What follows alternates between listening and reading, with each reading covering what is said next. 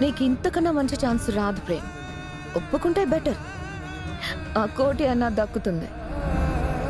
ఈ తిప్పలు నీకు తప్పుతుంది. అంటే నేనంటే మీకు భయం వేస్తుంది అనేగా?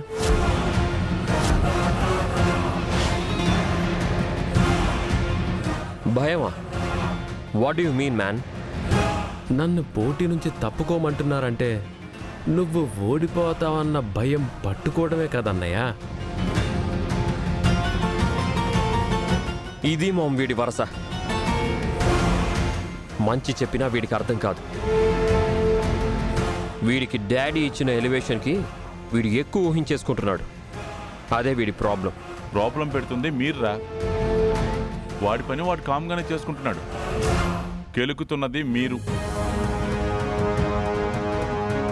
ఏంటి హర్ష నువ్వు అనేది? వీడి వల్ల ఇంకా ఎన్ని పరాభవాలు జరిగినా భరిస్తూ ఉండాలా? ఒప్పుకున్న పెళ్లికి బాధ్యాలు తప్పవు అంటాను. మీ పరువు, మర్యాదలు, గౌరవాలు కాపాడుకోవడం అది మీ పని. వాడికి సంబంధం లేదు. అంతేగాని సెటిల్మెంట్కి ఒప్పుకోరా? చూడరమ్మా, వాడు గెలుపు కోసం పనిచేస్తున్నాడు, ఓడిపోవడం కోసం కాదు. ఆ సెటిల్మెంటు అటేమన్నా కావాలేమో చూసుకో.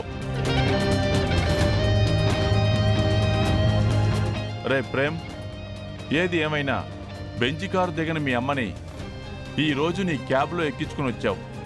అది నీ బిజినెస్ స్టార్ట్ అయిన మొదటి రోజే జరగడం నీకు శుభసూచకమే. నేను అన్ని శుభాలుగానే భావిస్తాను నాన్న. వీళ్ళే అవమానాలుగా ఫీల్ అవుతారు. నువ్వు మాట్లాడకురా.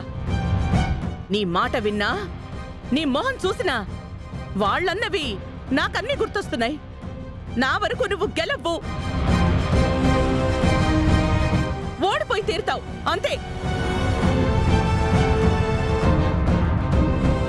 తల్లిని బాధ పెట్టిన వాళ్ళు ఎవ్వరూ అందలానికి ఎక్కర్రా, పాతాళానికి పోతారు.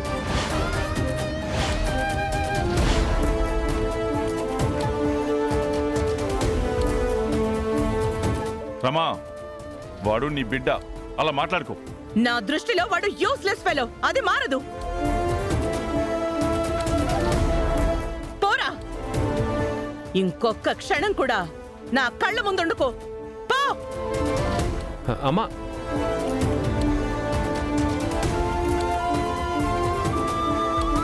క్యాబ్కి 1000 రూపాయలు అయింది. డబ్బులు ఇవ్వలేదమ్మా.